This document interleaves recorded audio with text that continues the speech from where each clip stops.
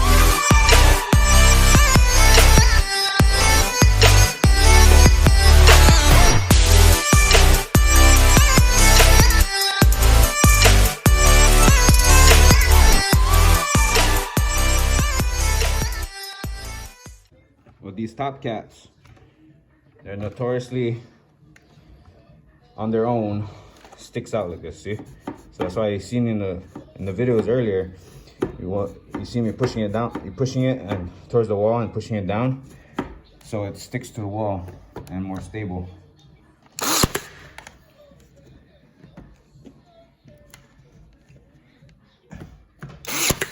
And then if there's big gaps like this, I'll show you how to finish it off when I start painting it.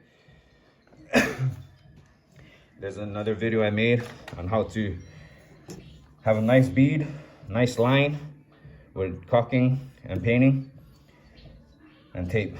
The description will be somewhere around the screen for the other video. Click on that if you want to learn how to do a nice straight line.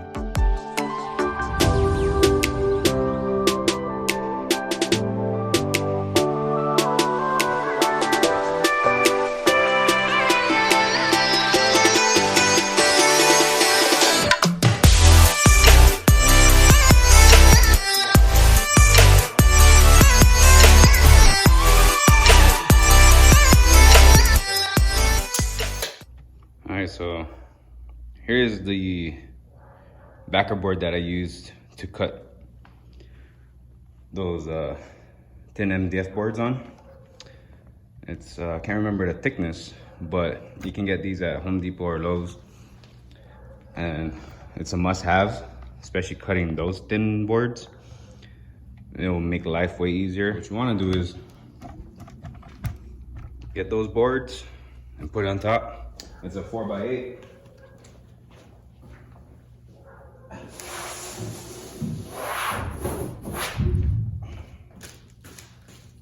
Just lay it right on top, take the measurements, and then the blade. Adjust your blade to just right about there, so you don't start cutting your concrete or damage your floors. Run these fans so I can blow it away as I'm cutting, because it does get dusty. It's just a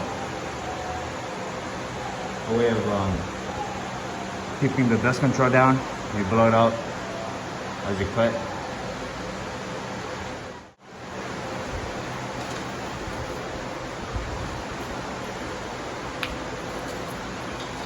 Get yourself a square so you can cut straight. Now you transfer your measurements to the board. What I like to do, I like to score it with a blade.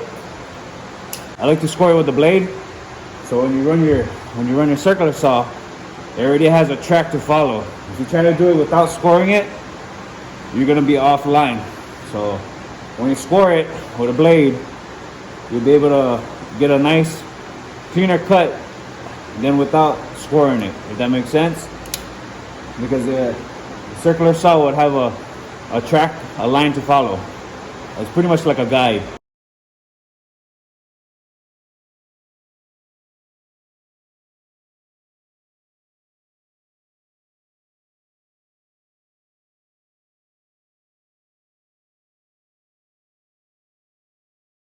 All right, so you guys want to get yourself a table, some sort of this kind of stuff that looks like this, or whatever works for you, whatever it may be. Your truck keys or no? No. These are the tools that you're gonna need.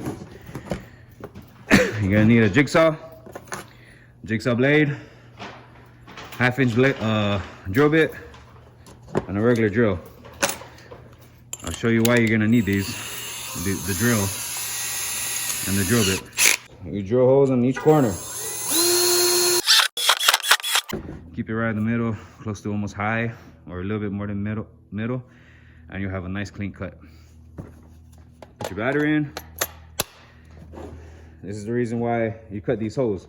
You pretty much learn this in elementary when you're when you're cutting like hearts out and all these other designs. So you go right in there.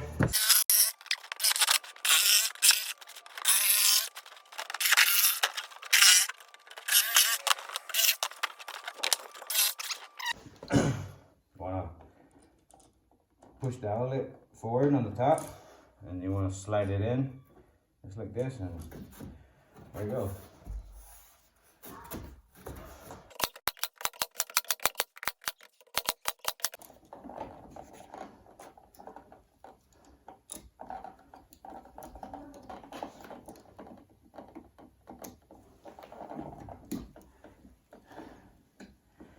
And it does. I'm using a Leatherman Sidekick. If you want me to do a review on this, leave a comment below. And depending on how much people are interested on this, I'll do a review. And I'll do a giveaway on this if you help us reach 1,000 subscribers as well.